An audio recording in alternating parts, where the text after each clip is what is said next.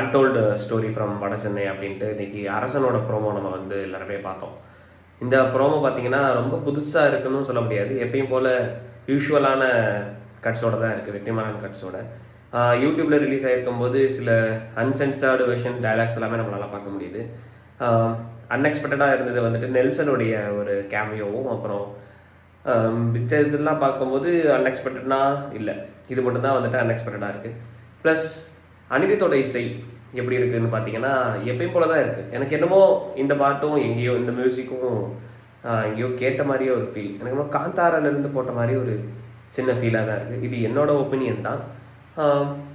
சொல்லவே வேணாம், எஸ்டிஆர் மிரட்டிட்டார் இந்த ப்ரோமோவில்.